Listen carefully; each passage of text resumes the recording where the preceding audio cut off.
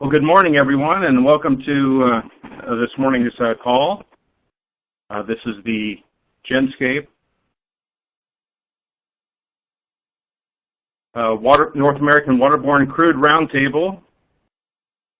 We're going to wait just a couple of minutes to get everyone on the call, and then we will begin. So hang tight and just wait for everybody to get on the call. We'll be starting up in a couple of minutes. Thank you.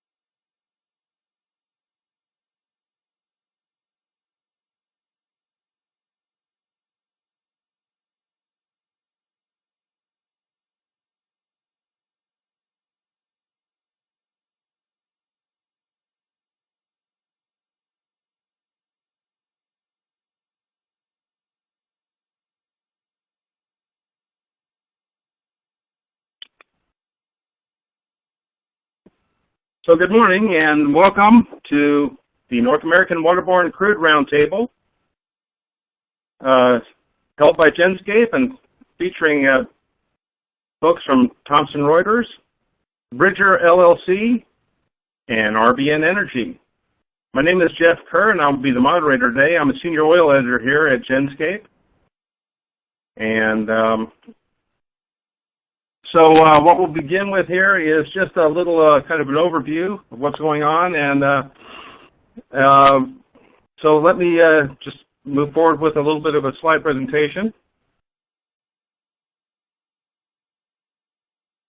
And I'll hand this over now to David Francoeur, our head of marketing. Thanks, Jeff, and welcome everybody to today's webinar. I just wanted to provide a little information and a special offer on an upcoming Genscape Oil and Natural Gas Symposium conference called The New Fundamentals of Transparency, occurring September 30th in Houston, so right around the corner. We have Thomson Reuters as a key sponsor and a great deal of very smart and intelligent speakers. We have an OPEC minister. The Economist magazine is also chairing a group, and a couple of great oil presentations and roundtable discussions that will be chaired by Nicole Friedman, who covers the commodity and oil market for the Wall Street Journal. And also with the Financial Times, we have Anjali Ravel is also presenting and chairing that group. So an excellent conference. We have an early bird offer that it is costing $995. We have an extra savings of $100. That's totaling up to about a $400 savings if you should decide to register in the next week. All the details are in the slide deck and will be sent to you after. We wanted to just let you know that this conference is upcoming, and we hope to see you in Houston. I'll turn it back to you, Jeff. All right, thank you, David. Okay, so that's the upcoming seminar. Let's get into what we're doing now. So here is the people involved in today's panel. I'm the moderator, Jeff Kerr, and we have our panelists, as you see before you, Joshua Starnes, Director of Oil Research and Forecasts in the Americas for Thomson Reuters, Dion Nisley, Vice President, Rail and Marine for Bridger LLC, and Rusty Brazil, President of RBN Energy. And so I guess we should just go straight to the panel and start asking questions and getting some good information out to the people. So I guess I'll start with Joshua and ask about the Jones Act. And question here is, how likely do you think that some type of repeal or reformation of the Jones Act will come about sometime in the next year or two to allow oil exports to happen? Hi, Jeff. This is Josh Starnes. I think in the next year or two, it's unlikely, and I think those are two slightly separate questions. I think it's possible for there to be legislation for oil exports that without having a significant impact on current allowances for the Jones Act.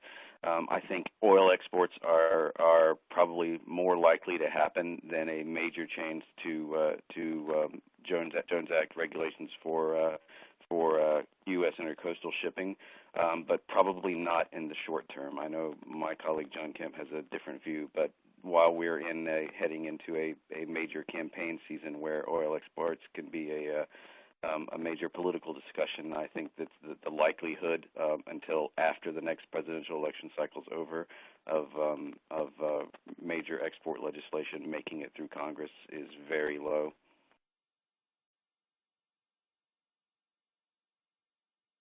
Okay. But you do think there will be some type of loosening more so of the oil exports, because we do have the licenses going on, we have the Canadian exports, and we do have the condensate exports. Can you elaborate a little bit more on that? I think loosening seems more likely, but I think we're getting into because of the current oil price level and the expectations for how long we're going to be at this level, some of the pressure is not there, and there are two major dynamic forces pushing on both sides of the issue in Congress. You have producers who very much want oil to go out and are pushing for these kind of restrictions, but you have refiners who are very much in favor of keeping oil, U.S. crude, bottled up in the U.S. with easy access for them, and those two forces pushing against each other. They don't quite cancel each other out, but they have made it very difficult for any sort of real movement to go forward.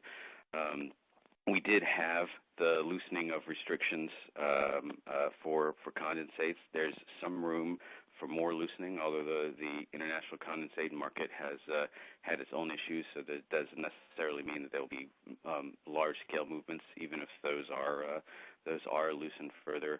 I think there is a greater potential for there to be loosening on limits for crude, similar for raw crude, similar to what there has been for condensate. But that's also as you head into a campaigning season, those sorts of very heavy and easily politicized discussions become further removed from market reality and start to obey other forces. One of the likely scenarios, I think might be one of the most likely scenarios that I've heard, is a change, not so much in the regulations as in how they are decided on. Currently, any license for export has to be approved essentially by the executive branch. One measure that has been discussed is to basically switch that arrangement so that rather than having to be approved, and an export license would have to be denied, and which would make it much easier to allow larger volumes to move out and move through. And that is highly possible, but our view is still because we're heading into a major presidential election cycle, the ability for both the legislative and the executive branch to come together on such an issue and agree on such an issue is limited. There'd be too much of a view of handing a political win to one or the other parties at a period where it could be used as major marketing for a given candidate, and I think that will lessen that until we get to the other side of the current election cycle. Oh, very good. Yeah, so it's politics. They're now going to play some havoc in the markets for a little while. So I guess that then plays into our low price scenario right now. And I wonder if the other panelists have any thoughts on the matter. This is Rusty. I agree with pretty much everything Josh said. We think it's extremely unlikely that anything happens of any significance to the Jones Act, not only in the next 2 years. I think it's unlikely that anything happens materially to the Jones Act permanently. In terms of crude oil exports, I agree, somewhat more likely, not going to happen until after the elections. And it very well may be that it's things like crude swaps with Mexico and smaller deals rather than just a opening of the floodgates on an overall basis.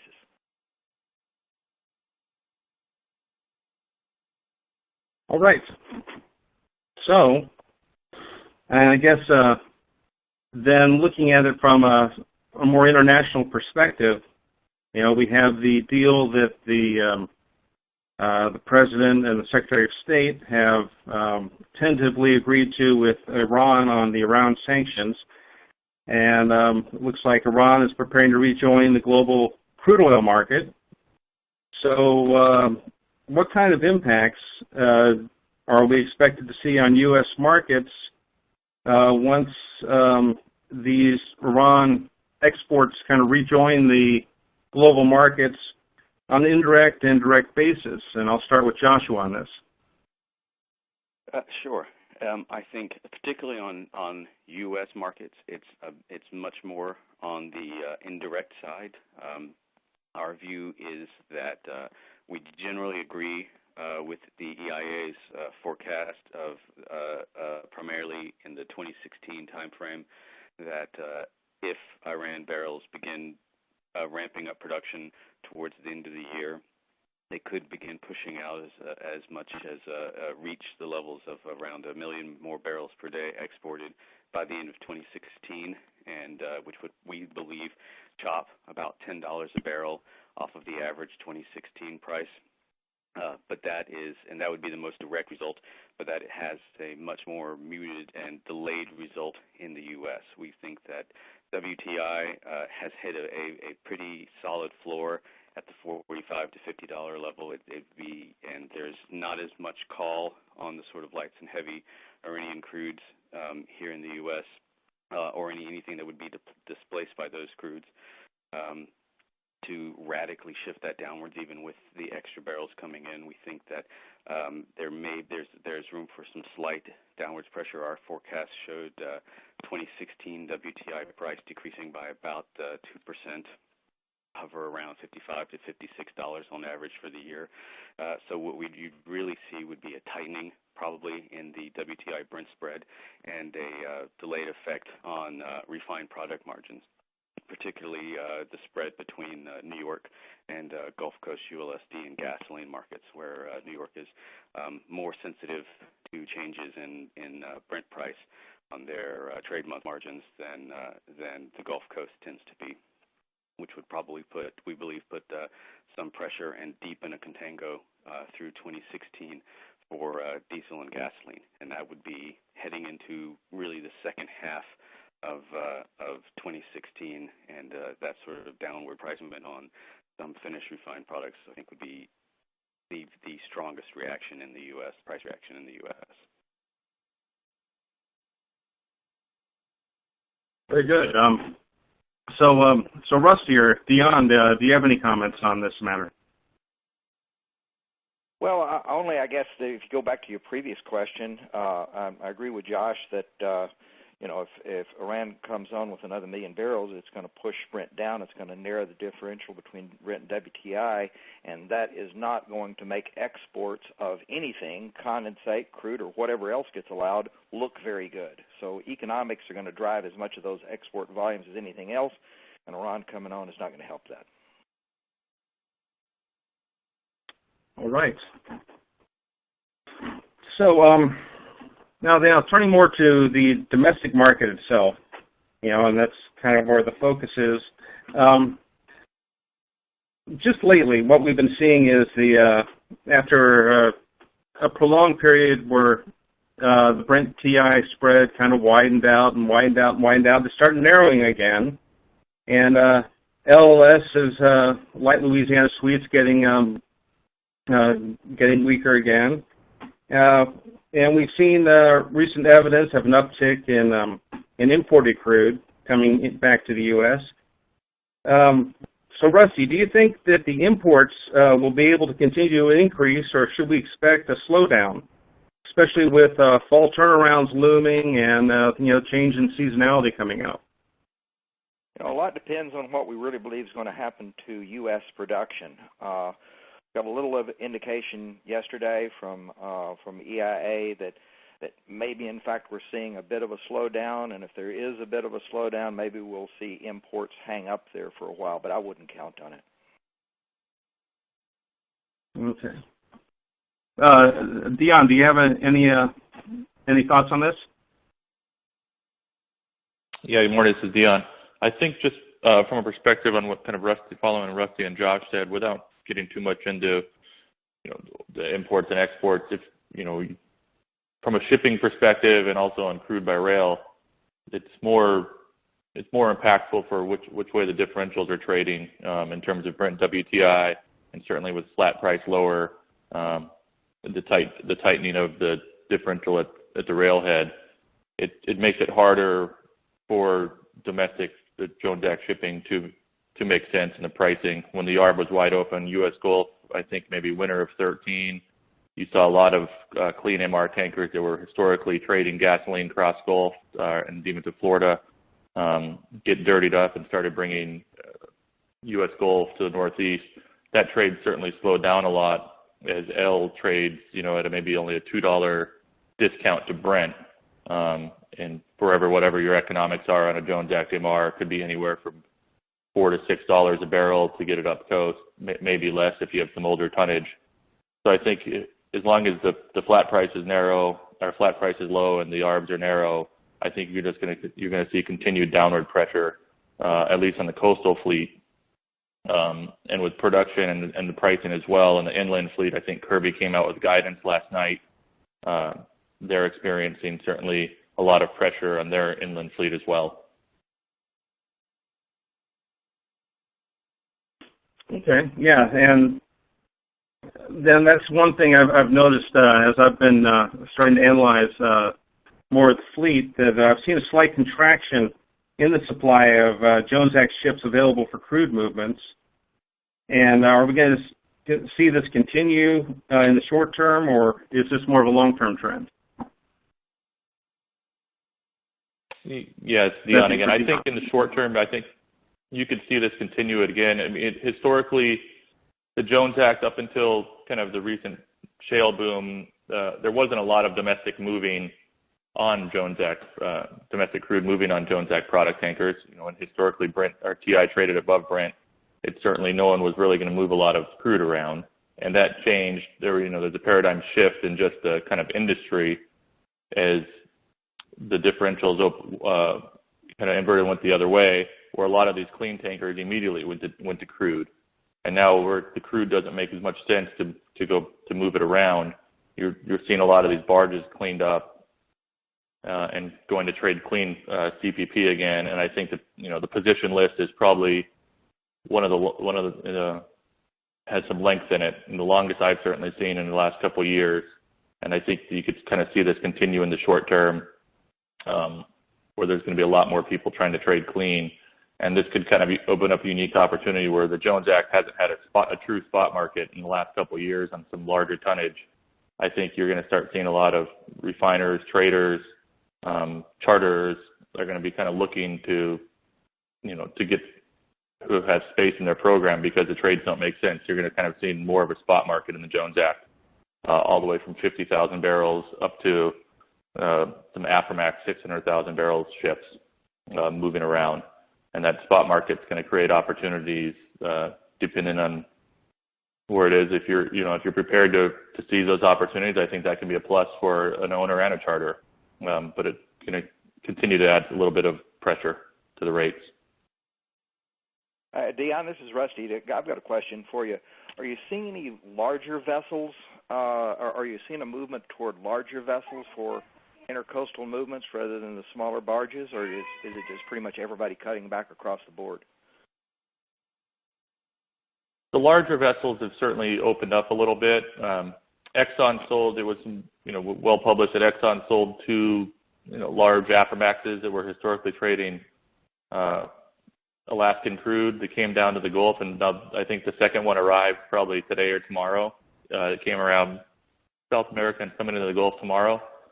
And, they can trade, they can load crude and, Corpus, they can go to Loop. I think they can get up to St. James, and then the economics make sense. They can certainly take it all the way, 500,000 barrels up to the Northeast. And what that does is, they could marginally discount to a historic MR, a 330,000 barrel tanker, and that's going to put pressure on maybe that guy's not going to get a cargo. So he's going to go look for another cargo, and he bump someone else out in the ATB fleet, and it's just going to kind of continue to put pressure on down the road. ATB and tanker economics kind of shift at around 500 miles is kind of a good thinking spot, where if it's under 500 miles, assuming all rates stay the same proportionally per barrel, the 500 miles ATP is a little more ideal. So once you get out kind of cross Gulf, the tankers certainly provide a better marginal cost.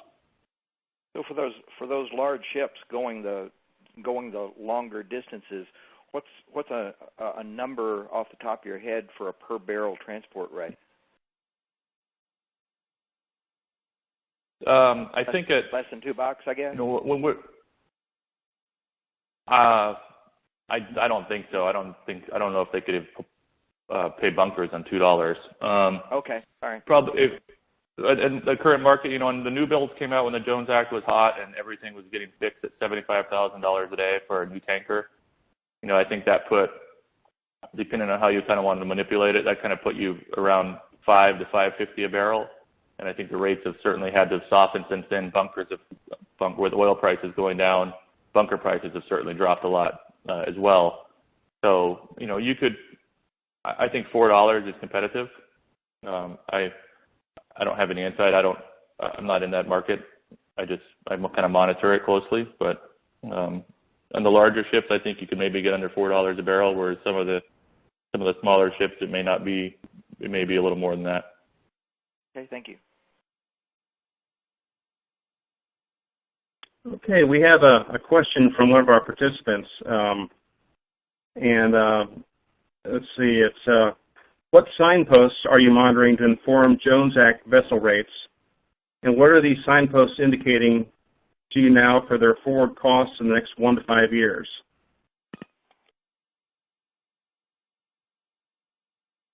So does anyone on the panel want to take a shot at that?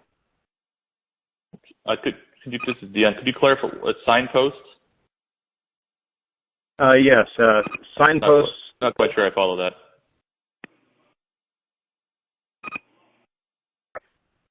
Maybe if we just take a look at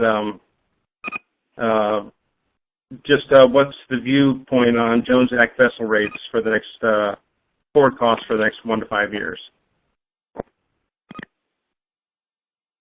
Okay, I'll take a crack at that. I think just from a supply and demand perspective, I'm getting a lot of feedback. From a supply and demand perspective, you're having a lot of larger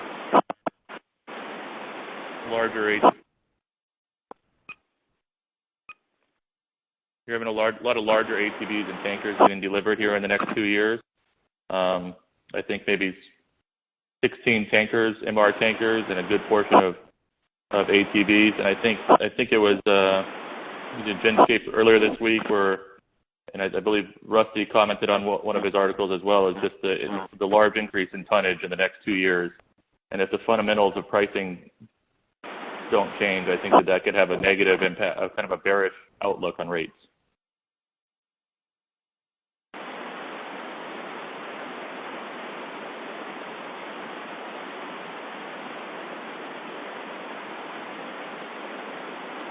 Okay, that sounds good.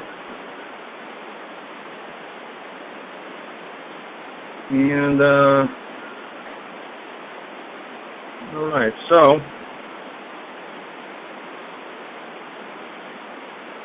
Now, a lot of feedback for some reason. yeah, I guess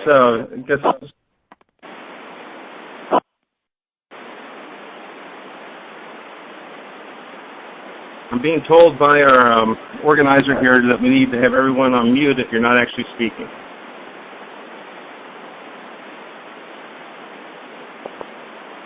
Okay, so next question here.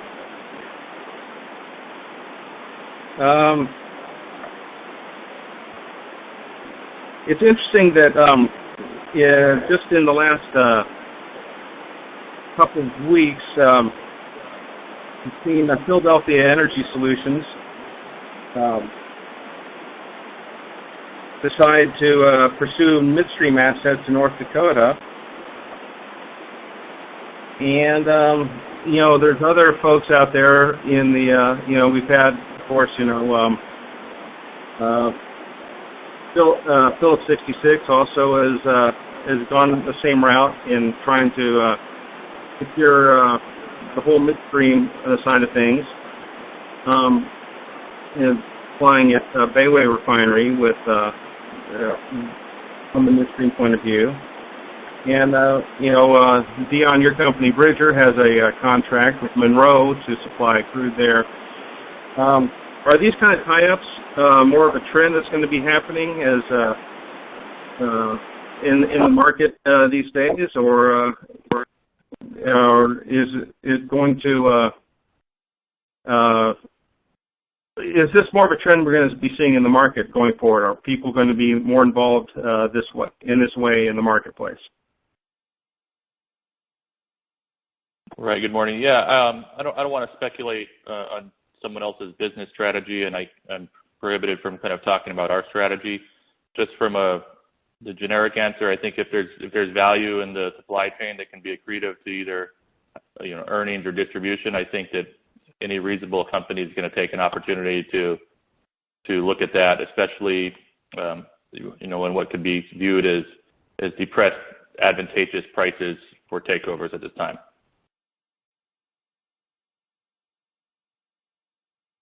Any other panelists have a view on this? Yeah, this is Rusty. I agree with Dion. Is that obviously with prices down and particularly volumes coming off of rail that we've talked a little bit about in our blog over the course of the past couple of weeks, rail terminals are not in quite as good a financial shape as they were 6 months or a year ago, and therefore the prices are right. And if you are a refiner that is wanting to make sure the supply chain is locked in, when the prices are right, you probably want to buy. So this is a buyer's market for those guys.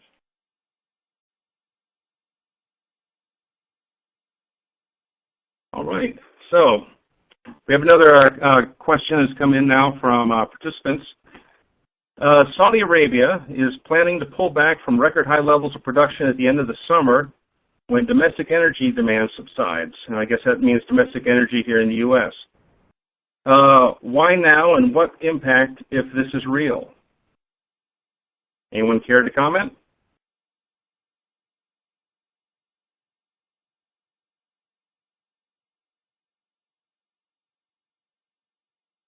Hi, this is Josh. I'll make a brief comment. If it's real, and I maintain that that's a very large if, it ultimately will depend how much they decide to pull back, what larger percentage. But it should support some strength, particularly in Brent. But it would be, I think, take a long time for that to reflect into the major physical parts of the market. The market's still quite a different beast now than it was when they just a year ago when they started their current program.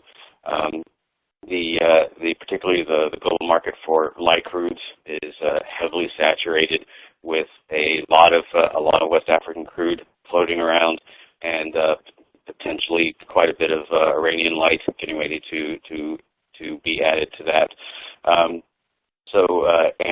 It will not be, more specifically, it will not be that easy I believe, for U.S. producers to turn around on a dime, even if a shrinkage in Saudi Arabian production boost price. It will take some time for U.S. production to turn around, which I would expect they're slightly counting on. So I would not expect it to have beyond some support for Brent in 2016 as marketers look to price in the full physical impacts, but the actual physical impacts themselves would be probably much further out than that, maybe into the year afterwards before we'd start to see a real change in the actual supply-demand balance.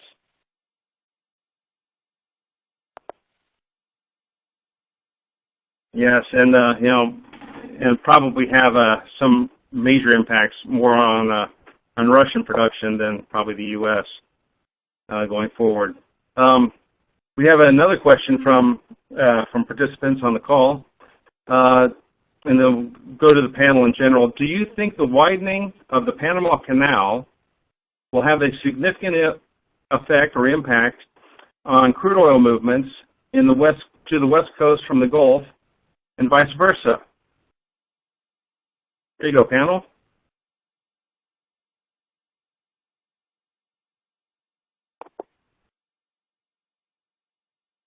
Yeah, it's Dion. Could you just clarify, was he referring to just the movement from the Gulf to the West Coast?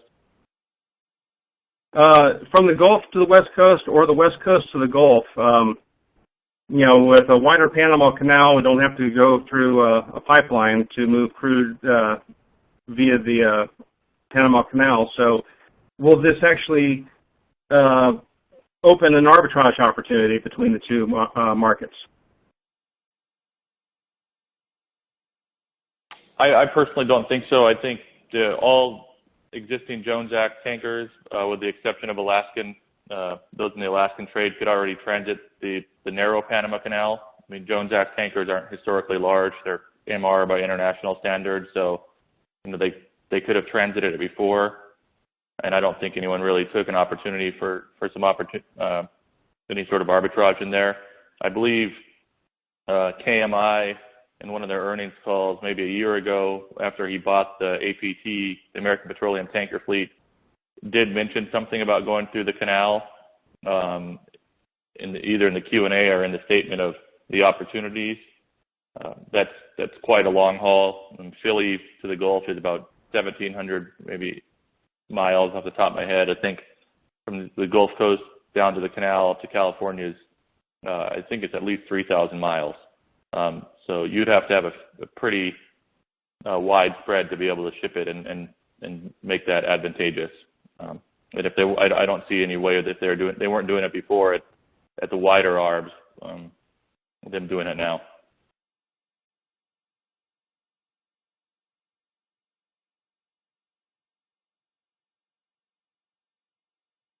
Okay. All right, let's see if we have any more questions from participants out there.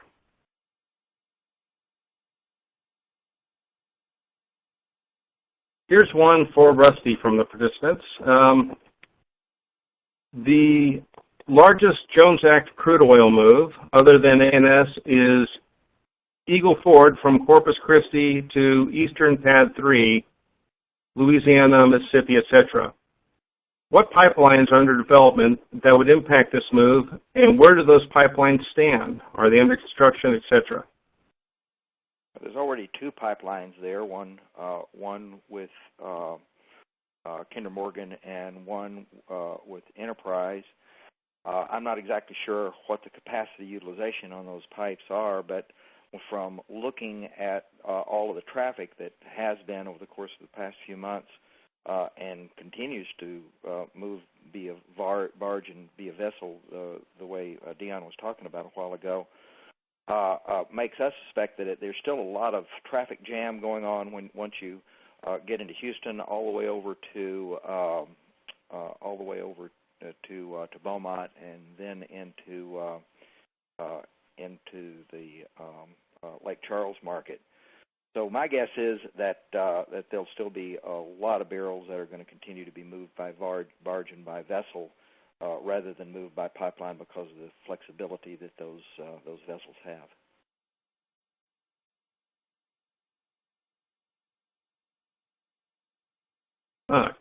Excellent. Okay, let's see who else we have to hear from. So, what have been the key drivers in the recent increase in crude oil imports, and how long do you expect these higher levels to sustain? And that's just for the panel in general.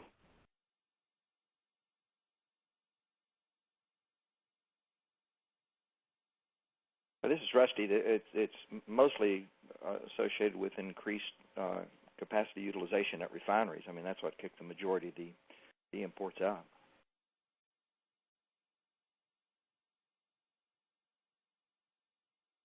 And this is Josh. And actually, if you look at trends over the past 18 months, even stretching from at least waterborne trends, even stretching from before the price downturn, imports, as Rusty said, imports have been on a steady downward trend as we push. It's a mixture of refinery utilization, but also all of that light material coming out of the Bakken and Eagle Ford that has been gradually pushing imports out. So while they've been high, they're actually shrinking, and a major change in the price side of the market will probably not have will if anything likely increase how much more imports that we push out.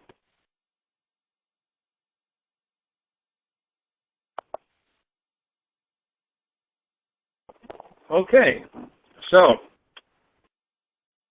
going to take a quick break from the Q&A session right now and go on to one of the reasons for this call, and that is of this webinar, and that is what we like to refer to as the commercial.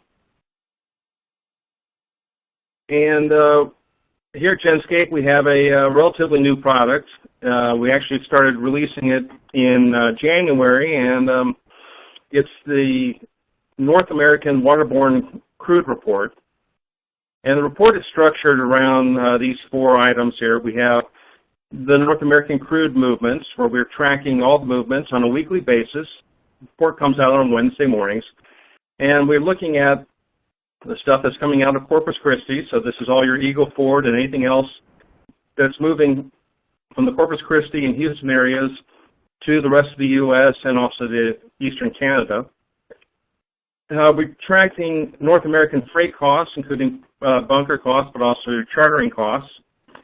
We're looking at weekly imports. We have a source of imports, and we have by grade, by quality, and also by port, so you can tell where they're coming into and look at the trends that are going on within each of those locations and also within the different types of grades. And then we also provide maps to show you how the crude flows are flowing. Very, very handy publication. Comes out every Wednesday. And we also have databases that go along with that too. So what you have with that is comprehensive waterborne crude movement data and analysis. We give you all the major loading and unloading ports in North America, including Canada. We have Jones Act movements, U.S. exports to Canada, other exports as they pop up. We have expanding inland barge movement coverage. So we're looking at the Gulf Intercoastal Waterway. We have Mississippi River coverage, Illinois River coverage, the Plain River coverage, and there's more rivers that we're expanding into in the coming weeks. We're also providing comprehensive crude import coverage. As I spoke about before, we have a source of data on this. We have market-focused shipping analysis, and we have access to past issues and historical databases through our desktop. As a subscriber, you get access to all this information.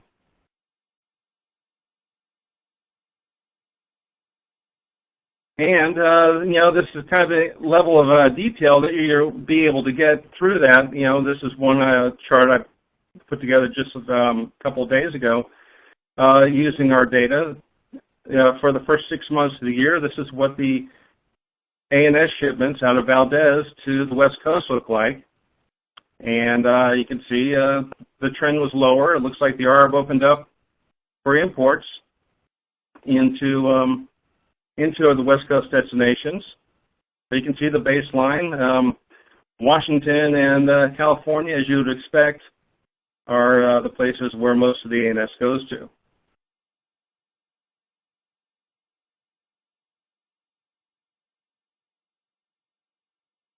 Also, a big part of the way that we are looking at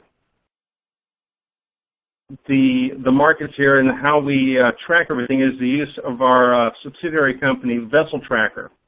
So much of the data and analysis in the report does come from Genscape Vessel Tracker. It's one of the most comprehensive and accurate customizable data feeds of global shipping positions and movements in real time. You can know within a minute or two where a ship is. You can also have a lot of historical trips. You can see the draft. You can see the speed. There's a lot of information on here, and it'll be great to see what is interesting on this. And you can see what's interesting. See the way the ships are moving, and there's a lot of information about the ships on here too. And if you're interested in taking a trial on Vessel Tracker, just contact us through this link, genscape.com/maritime. Okay, so let's go back to the question and answers. And let's see. The next part about this, let's see, we have, what effect does the change in Jones Act tanker redistribution, dirty to clean, have on Gulf Coast, New York Harbor pipeline economics? So, panel, who wants to take that one on?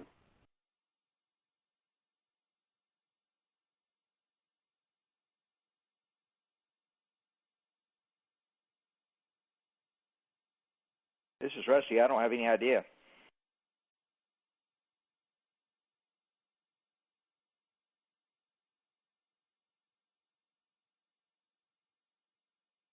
Dion, do you have a thought on this?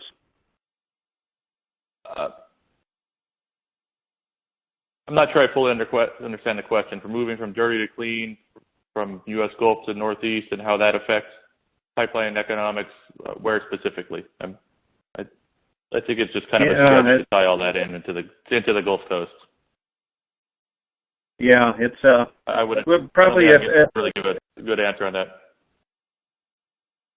Okay, I think if the participant could maybe put a little bit more into that question, re-ask it, we can probably get a good answer for you. So moving on. Okay, what are the drivers and trends for the exportation of Canadian heavy crude from U.S. ports?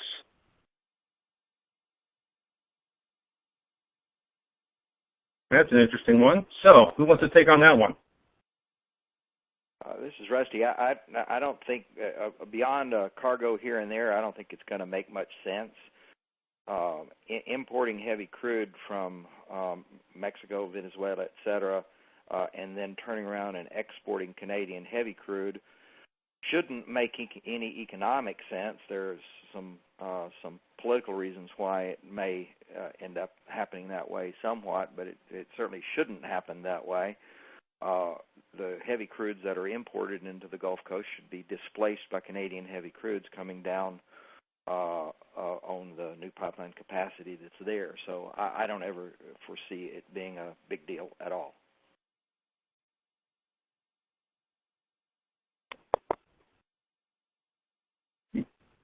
Yeah, I think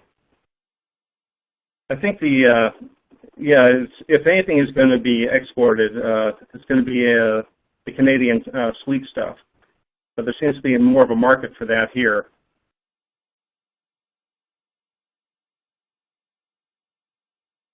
Okay. So we have as greater pipeline capacity from the Bakken to the Gulf Coast expands, how will that impact rail movements? E.g., will Bakken move to the Gulf, then get on a Jones Act tanker for Philadelphia? There's a nice logistics question. Who wants to take that on? This is Rusty again. I think that's extremely unlikely. If you're going to move Bakken to Philadelphia, you're 99 chances out of 10 you're going to move it via rail straight to Philadelphia. You're certainly not going to hop from one transportation mode to another to do that, nor go 2,000 miles out of your way in order to make it happen.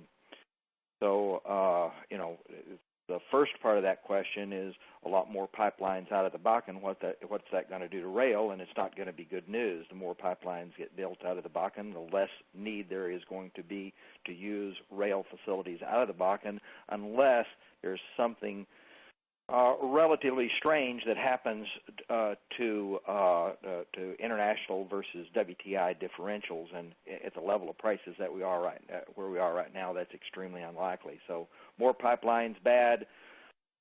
Crude oil getting from the Bakken to the Gulf Coast and then going to Philly, zero chance.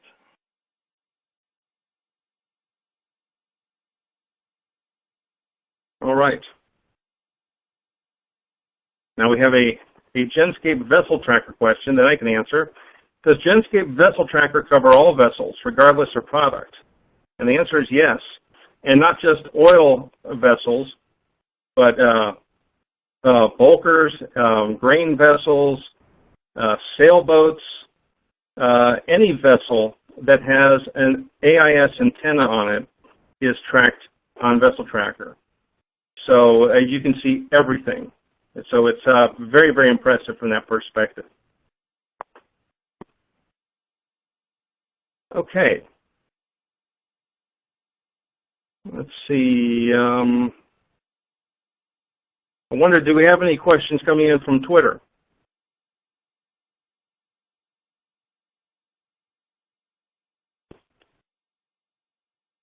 And when I'm told no, we have no questions from Twitter. And so we're coming up on about 10 minutes left in this. And as I learned very early on in my presentation skills workshops and such, if you're given an hour, don't use the entire hour, and people will always remember how great your speech was. So I'd like to thank everyone for attending this seminar, this webinar, and I hope you really enjoyed it. And if you have any further questions, please contact us directly. And also like to thank our panelists, Josh Starnes from Reuters, Dion Nicely from Bridger, and Rusty Brazil from RBN Energy. We're going to go ahead and publish the Q&A document as well. And thank you very much for your attendance. We really appreciate it. And we'll be talking to you soon. Thank you so much. Bye-bye.